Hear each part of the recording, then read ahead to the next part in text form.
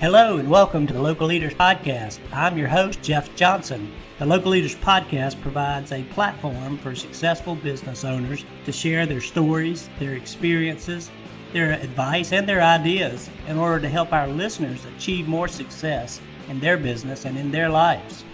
Get ready, another great show is coming up.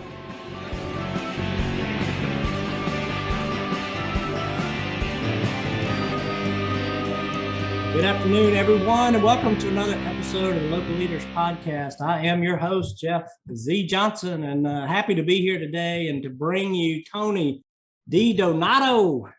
And I know I didn't say that right, but I just wanted to. You did. I got it right. I got it right. Right. Well, I was going to run that DiDonato together a little bit more, but I was trying to over-pronunciate. But Tony is with us today, and we're so excited because he brings with him just a ton of restaurant experience that we're going to talk about today, from consulting all the way up through ownership. Currently, in addition to all that he does, Tony owns Luca Ristorante.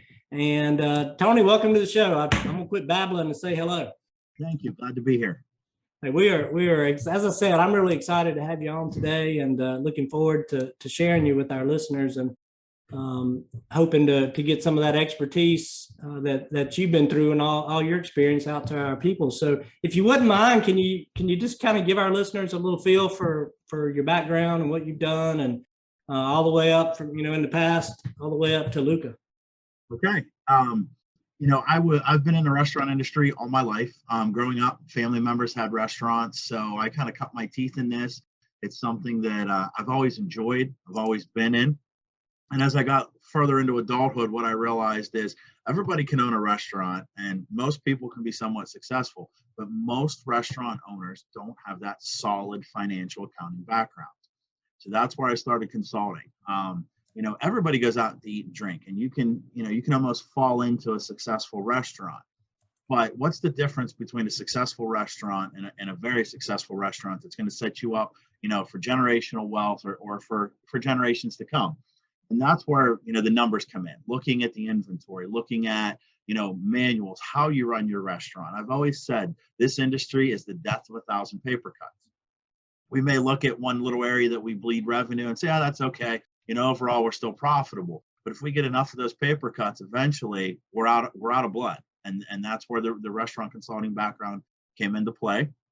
I do food inventory. I do alcohol inventory for my clients, help them with science of designing menus, cross-utilization of product, and help them train their managers, their leaders, and anything that they need inside a restaurant wall, I'm there to help. I don't claim to know it all, but there's you get enough heads in a room to sit down and kind of talk through an issue. There's usually a good way to come out to fix the solution. Yeah, and in talking to you and getting a chance to meet you back in December when we first chatted, that's the consulting business is kind of what got you into the ownership business. So you want to mention kind of how you evolved into owning a restaurant? Yeah, I've always wanted to get back into owning a restaurant, and I was consulting for Luca, and it was a 3-person partnership, very, very successful restaurant. They had 22 years of success behind them, and it was just time for them to pass the torch along. And being here and seeing this place, I just fell in love with it. The day I walked in the door, I fell in love with it. And the opportunity afforded itself for me in April of 2019 to purchase Luca and to take Luca to that next level. April 2019. So you got it just before COVID hit us, and I'm sure that was exciting. It was. We had 8 months. We were really starting to ramp up the growth, sort of change things a little bit, and then COVID hit. And it took me a couple days to figure out. Originally I believed what everyone else believed. This is going to be a week or two to flatten the curve, and we'll be back to doing restaurant business. And as things progressed, it really took me to set down and we're upscale dining. So there's some preconceived notions in our industry of what you are and aren't allowed to do. Pre-COVID, I would have probably been a very closed-minded businessman when the delivery apps kept calling and sending emails. I was like, no, that doesn't meet what we're trying to do here. I'm okay. Thank you for reaching out. But as the pandemic, you start really looking outside the box and really looking at, this, I have 17 families that eat out of here. Every decision and everything I make affects other families. And that's when we really decided to start looking at, let's take the preconceived notions of how a restaurant operates. How can we do it more efficient? How can we do it better? And what can we do that we haven't done in the past? And it's worked really well for us by getting on the delivery apps. It opened us up to a market that would have never been, I would have spent hundreds of thousands of dollars to market in the Pittsburg market to get to some of the people that, these delivery apps took me to, because these were people that had a preconceived notion of what we were. Oh, they're stuffy Italian, white tablecloth. But then, as the pandemic grew on, people got tired of the same fare, and they said, you know what, it's our anniversary. We want to have a nicer meal. And so that afforded us the opportunity to really reach out into the community and get more customers that we would have probably not had in the past. And it worked really well for us. That's a great point, and I never really thought about that either, Tony, about how you might reach a different segment of the market that you weren't reaching before. But you just explained that beautifully, and I would have never thought that coming in. So nice job with it. Did you have to make a lot of changes, to be able to go with that off-premise type of meal? Did you have to change the menu, technology? We did not. So we looked at some packaging things. And we made some mistakes at the beginning. Certain things that we would put together, sauces and things that we would serve to you that you're going to consume it within 5 minutes. We had to look at the feedback, really evaluate. Some people would say, the salad was soggy by the time it got here. And I'm thinking, well, it's not that way in the house. But then when you realize that by the time, it's picked up by a driver, it's delivered to the house, they get everybody settled down at the dinner table. Yeah, it did set in the dressing for 45 minutes. So we changed some packaging and looked at, how do we get our product with the same integrity that you would eat it in our restaurant to your door? We made some minimal changes and we're able to successfully do that.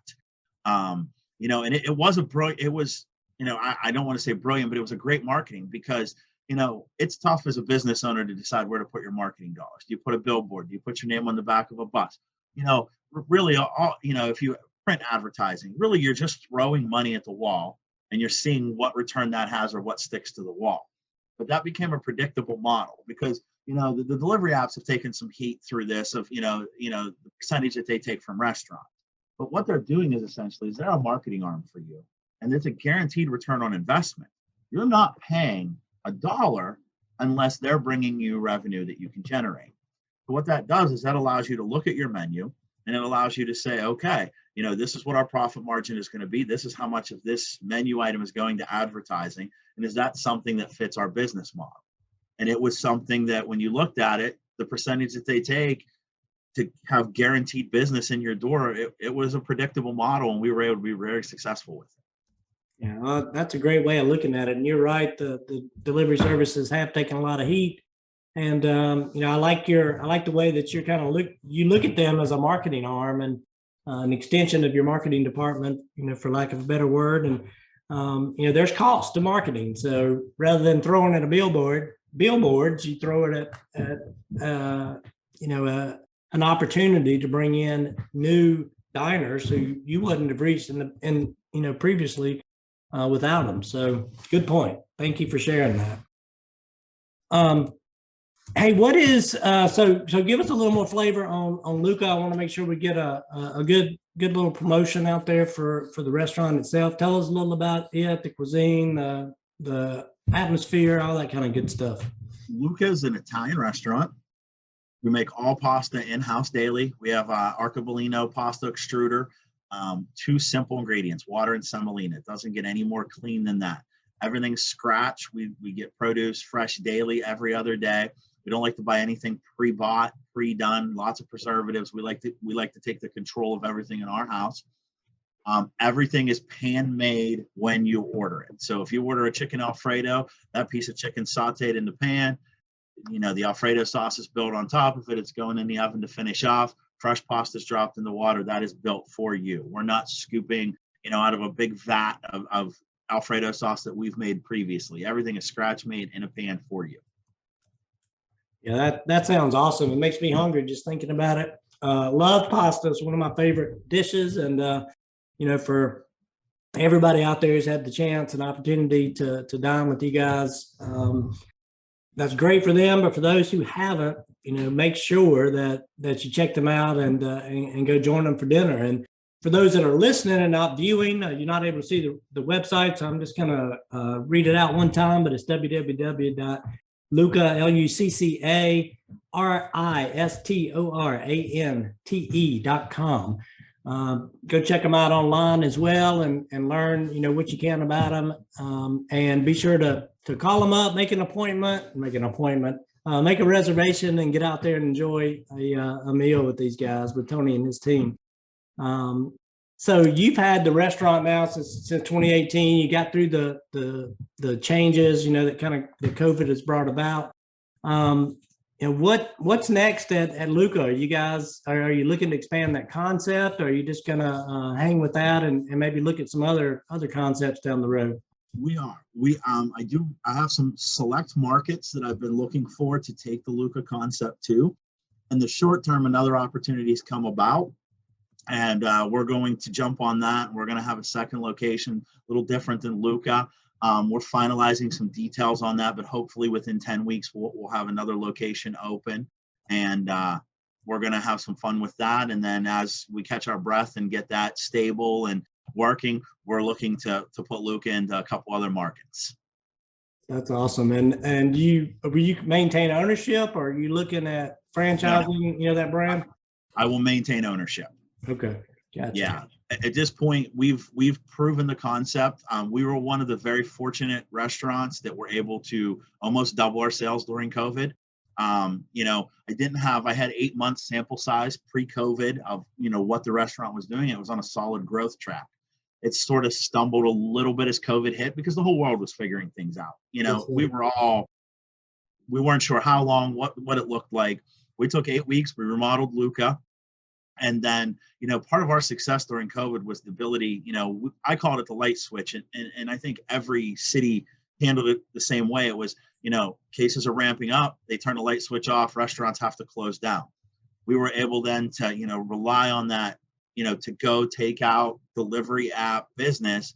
But then when they would turn that light switch on, we were ready that next day. We would maybe increase prep a little bit, but we were able to open up for in-house. And there were a lot of restaurants that didn't adapt to that well. So, I've always said that dining out is a habit and a pattern. You probably have, certain places in your community that that you go get burger and fries and a beer, where you go get a steak. But when those avenues are not there, and a lot of places didn't stay open Monday, Tuesday, a lot of them didn't stay open for lunch, people looked for other opportunities, and we were there to capitalize on that. So being flexible and fluid through that was a big key to our success. That's awesome. Again, great words of wisdom, Tony. I appreciate you sharing that with our listeners. I know they do as well. And I'd love to ask you, with all the experience and things that you bring to the table. You've got a great resume and had a lot of success over the years, not only for yourself with Luca, but with countless other restaurants through your consulting days. What would you tell? And I'm thinking about independent operators. Maybe they've got that single unit location. They're thinking maybe it's time to expand. Number one, how do you know when the time has come to grow? And then kind of what are the steps you might take to start that ball rolling? Two things: capitalization. If your first location is to the point where you're able to have a general manager and someone run the kitchen, and you're still able to make a living out of that, then you can start to look at expanding. One of the big things as owners, we tend to be two ways. We're either super hands-on and we don't want to give control to anybody, or we're super hands-off. We give too much control to people that necessarily shouldn't have it. And there's that middle ground. So when you expand, you still have to take care of that baby. I say, a restaurant's like an infant. For the first 3 to 4 years, we're hugging it, we're coddling it, we're feeding it. Eventually it starts walking, and we have to let it sort of make some mistakes on its own.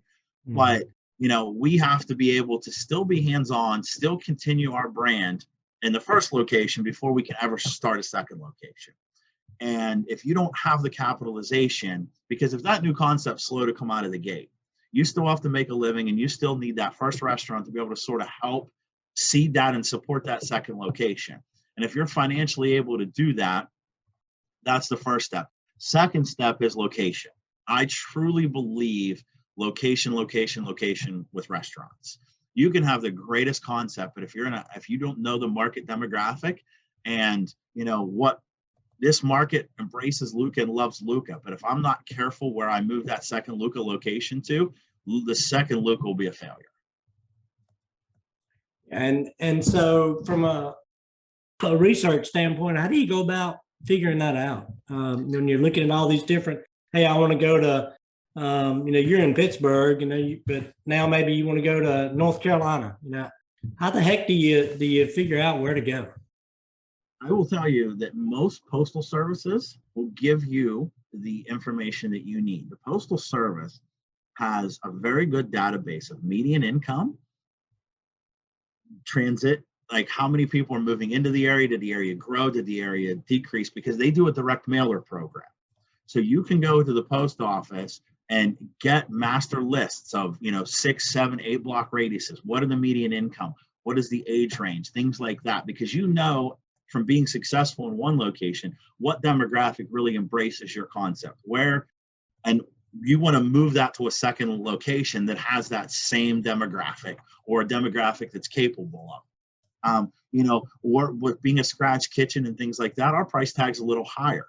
So if I move my location into a lower median income, it's not going to be successful because we're going to be what I call destination place. They're going to come on birthdays, holidays, things like that. What you want to do is create that business model that they're coming out once, twice, 3 times a month for a meal. You're in that rotation. You're in their habit. If they want Italian, they think Luca. Love that. That's great advice. I've never really actually even thought about the post office these days as a data tool like that. But you're exactly right. You've got to hone in on and know exactly what your demo is, and then it's not so hard to go out and find locations where it would fit. And then of course it's a matter of finding that actual right spot within that area, which is another challenge. Although today with landlords having some extra space, it's really not a bad time to seek that expansion. Any advice on securing that building or leases or any of that kind of stuff? Do you dig deeply into that as part of your background?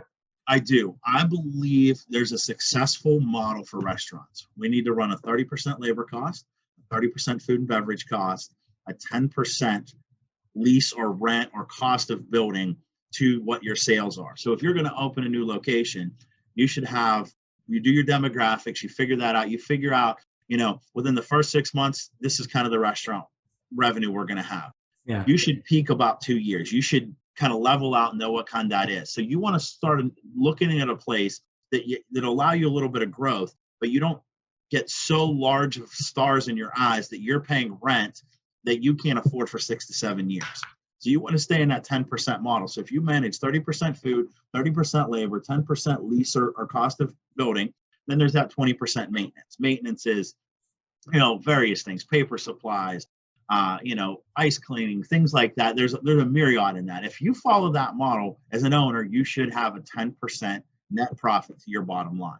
And so when you start to look at locations and leases and things like that, especially now, there's a lot of places that have left. They've defaulted on their rent. There's building owners that are looking to put people in. They understand the impact COVID's had on our industry, and they're willing to do what we call a balloon. So maybe for the first 3 to 4 months, the rent's lower. Then it gradually increases until it gets to that point where you are paying the full market rent per square footage that they're looking for. And some building owners are willing to help you be successful because you're going to sign a 10-year lease. Some of them want to recoup that money on the tail end. So maybe the last 2 years you're paying a little more than market rent to make up for that first couple months or years that you were lower till you could get your foot underneath you. But there's never be afraid to ask. What your business model can afford. And if you truly believe it's the right location and you can pitch that to a building owner, the building owner should buy that because they want to tenant for 10 or 15 or 20 years. Yeah. They want you to be successful because then the check comes at the first of every month for their lease because that's their business. is, to capitalize on that building. Yours is to be able to build a business model that's sustainable. So the first of the month, you're happy to cut that check and send that check off to the leasing agent. Yeah, great point. And the numbers are awesome. And I've often asked, and I asked a lot of restaurant owners kind of what their margins look like, and their prime cost, et cetera. And I know what you read is 10% profit is kind of the place to be. And do you still think that's the norm, even since COVID, with food costs where they are and labor costs going up? Is that still achievable? Unfortunately, it pre-COVID wasn't a realistic number for a lot of independents. Corporates, yes. Independents, some of them, they're going in debt 3 to 4 to 5 years, tapping into equity, to second mortgages on their home. And that's the thing. This is a great business, and it's the business of entertaining. We love to be that guy that when your friend comes in, you buy him a beer, you buy him a steak. But ultimately, at the end of the day, it is a business, and it needs to be profitable, or it's not worth it. Because I always say, you either own a restaurant or the restaurant owns you. And you don't want to get to that point where the restaurant owns you and it's putting you into a financial strain. But we had to take some hard looks at some of the menu items we had. Scallops, crab meat, off our menu. Those were staple menu items for 20 years. And when we identified, one, that we were having trouble sourcing them, and when you could, the prices were 3 to 4 times what we were normally, used to paying. I looked at it and I said, I'm not sacrificing my margin.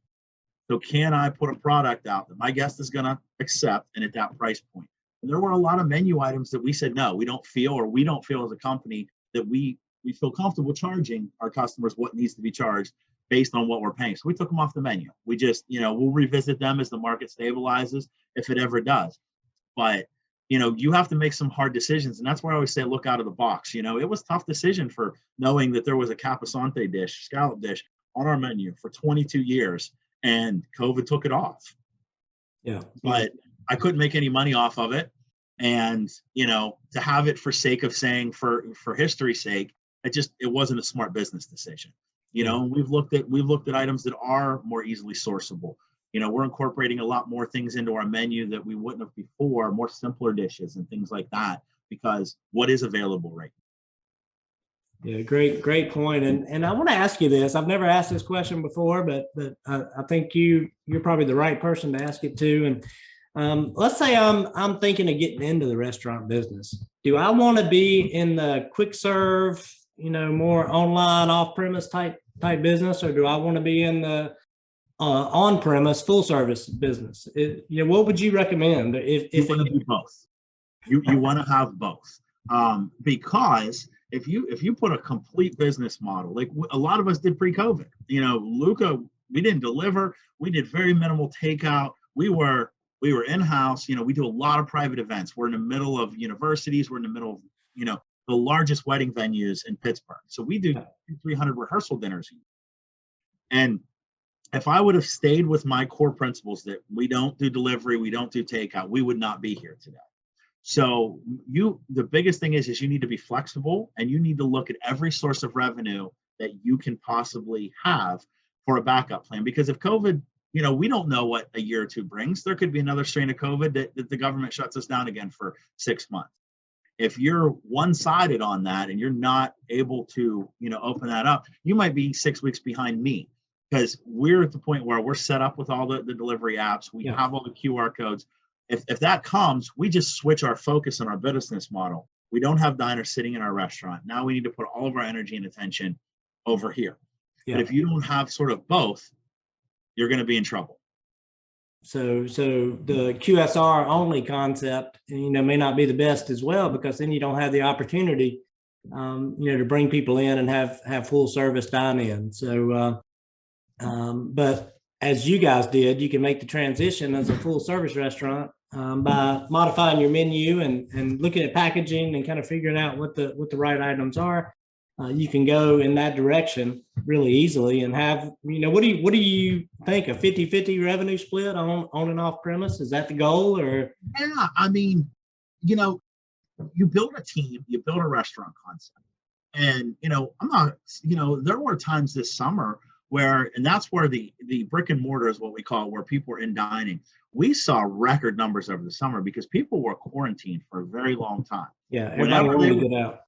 They did, and they wanted to spend money. So this summer, people were dining out in record numbers. And then as the cold weather hit, we saw more people scale back from that because they knew the holidays were coming and things like that. And not that the media is good or bad, but the media does, impact your business, and you have no control over it because they tell people that there's going to be a spike in COVID after the holidays. So everybody pares back. They don't want to go out. So, you need to have that flexibility. You need to be in tune with what's going on and be able to adapt to that and be able to go with that. I will say, quick service versus in-house dining. If you're an operator and you have, maybe some restaurant experience or limited restaurant experience, you have to ask yourself, what is in your skill set? What are you capable of? If you're going to go into a more upscale dining, you're always going to be over the barrel with a chef. You're always going to need a second person to help you because you're going to have a learning curve. And that learning curve, I still learn. I've been in this business every day and I learn something new every day. But if I wasn't able to hop in that kitchen and execute the menu, then there's sometimes personnel decisions that I'm not able to make because I can't physically do that. And that was one of the things that kept us afloat was through all of this, turmoil with the labor force. If somebody doesn't show up to work, I'm the person that fills that gap. And sometimes like this weekend, I was dishwasher and cook this weekend because we were short too. But the business still generated revenue. We did not skip a beat. And there's been many times over this year, I said we were the busiest we ever were, and our labor was the lowest it ever was because you'd go weeks sometimes where you couldn't fill a position in the restaurant. So as the owner, you have to ask what your skill set is and what you're capable of to keep that business afloat. So if quick service casual is more something, and that usually tends to be easier for somebody that doesn't have a lot of cooking experience and background, then I would say go with that model. If you've been in the kitchen and you have some formal culinary training, as long as you're able to do every job in your building, then you're safe and capable of opening that concept. Well, I'm taking notes on that because I think that's a great advice, Tony, to really think through what your own internal or external skill set. Because I'm thinking to myself, if I ever got in the business, I have no culinary skill. Quick serve would be my only option because I couldn't cook anything. So based on what you're saying, if I had a quick serve that was making subs, I could probably figure that out and learn it. The learning curve is much smaller. Yes, versus, sir. Yes, sir. Versus a pan. And, when you're in this upscale, they call them foodies and they are a very particular group. You have other chefs that have a passion in this industry and they're pushing that culinary boundary every day.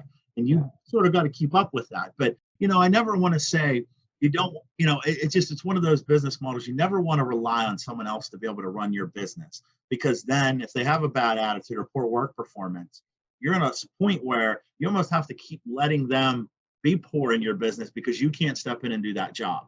One of the things that, has really kept us, because if I've had a bad employee or bad personnel, I'm able to make the decision that I know is best for my business. And I step into that role until I find that other person. And by doing that, I'm also able to set the boundaries and the expectations. Here's where the bar is at. Here's what I do. Here's what I expect you to do coming in the door. And so always within your skill set. Yeah, it makes perfect sense, and a lot of great advice. I know there's just tons more things out there, in your brain and all the different situations and experiences that you've run into. Let me just touch on, on the staffing piece. Any words of wisdom, particular advice for trying to staff and fill these positions, which you just mentioned. You've had to fill for yourself. What do you do in today's environment to try to keep a full staff on? How do I say that? It's almost impossible sometimes to do it. And you realize that, we as owners, we expect people to care as much as we do. And it's not their business and they're not going to. Pre-pandemic, we always paid well. But we've increased it. And what I found is that there's no amount of money you can throw at the problem that is going to fix it. What you have to do is you have to look internally a lot of the times and say, how can we streamline a process? For instance, menu. We used to have a myriad of sides. Salmon would have these 2 sides. Filet would have these 2-3 sides. What we did is we condensed that. We went more traditional. We went down to 6 sides, seasonal veggie, a lot less prep, a lot less man time to do it. So if we're going to prep something, we can spend an hour or two, prep a large amount of it for the day versus have 9 or 10 other things to do. You have to identify what culture you want to set in your restaurant. You have to make it a positive work environment. But it's a war of attrition. You're going to bring people into your building. They're not going to be a fit, and that's okay. Not everybody's a fit for each culture. But my number one and number two things is never settle for less than what you want for your business. It's your name on the line. And number two, be realistic. Be realistic that next guy you hire, I know you're excited that you finally have filled that position, but that might not be the person. They might last 2 days. They might last 3 weeks. Yeah. But you just have to keep plugging along and grinding, and you'll find the right personnel. The biggest thing is internally identifying what you can do to make it a positive work environment. So when you do find the right people, you don't lose them. Great point. Great point. And we had that conversation prior to our starting recording about the war of attrition, and you got to go through 10 to get one. And, and I think everything you said makes sense. So you want to get as lean as you can in your processes, kind of like lean manufacturing goes, to simplify and make things easier. And you just want to go find those right people. And once you get them, you got to keep them. So great advice. I'm just looking at my clock. I want to be cognizant of our time, and make sure I don't keep you longer than I promised.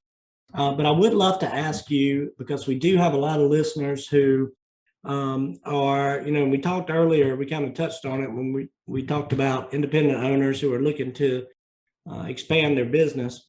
One of the things that they've got to do to expand it is to get their operational process and procedures and SOPs in place. What advice would you give them for kind of finding a way to get that done? Would you bring in outside help? Is it something they need to do themselves? How do they kind of get ready to grow? I always say do it yourself. Spend a month in your kitchen. Do every job 2 to 3 days. Because as an owner, there's going to be certain things that you don't want to skimp on time or quality or anything like that. Take notes. Then you spend a month working through all the positions. There's a TV show that where CEOs go and, they get in the, they come down to the, that employee level.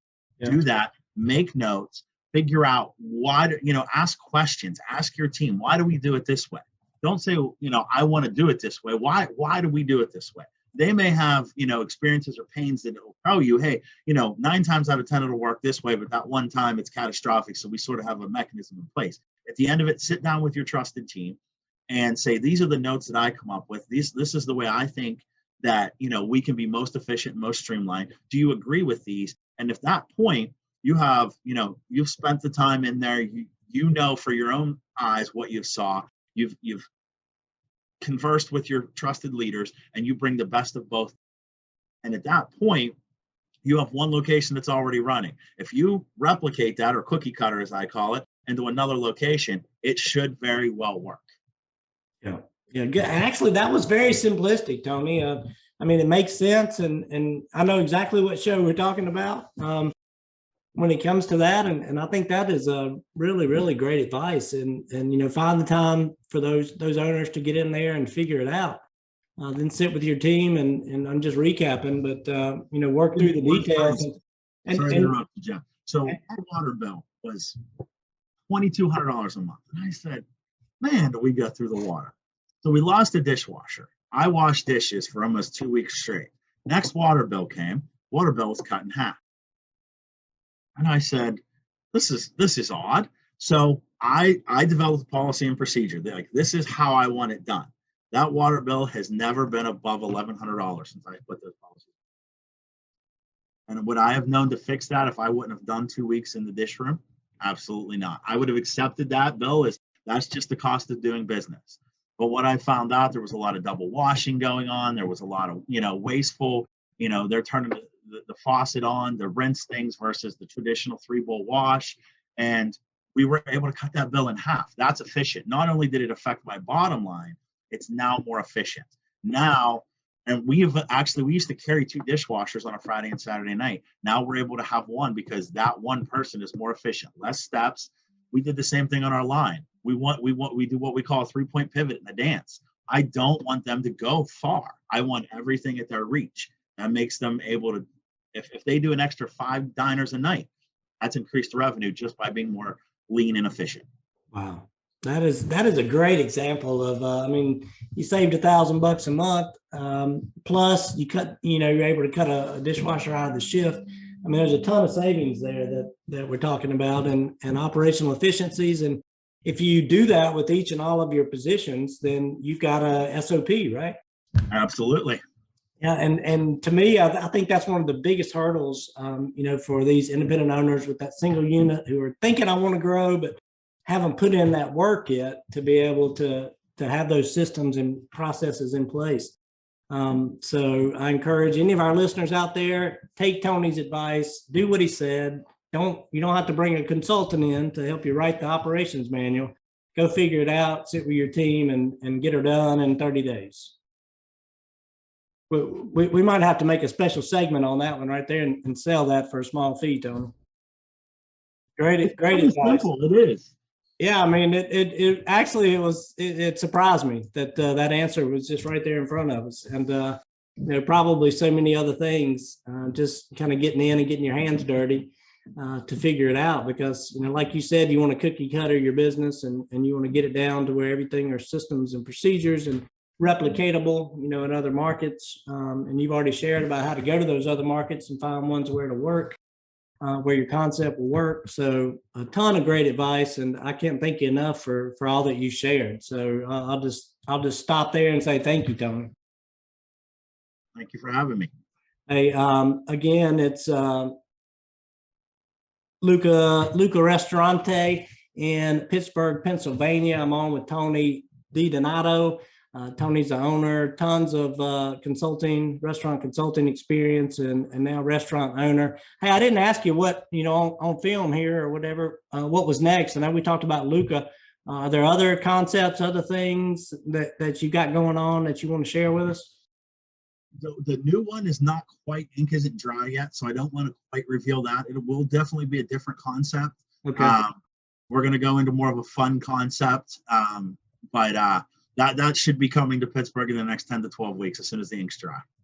That's awesome and exciting, and I'm sure that everyone in Pittsburgh will be looking forward to another great Tony DiDonato venture there in the Pittsburgh area, and I'm sure it's going to be fabulous, and looking forward to seeing that come to fruition for you. And again, Tony, thank you for being on today. Thank you for sharing all your insights and thoughts and advice and inspiration with myself as well as our listeners. So a big thank you, sir. Thank you for having me. It was an honor. Hey, and for all our listeners, thank you for joining us for another episode of the Local Leaders Podcast. I'm your host, Jeff Johnson, and we look forward to seeing you on our next episode.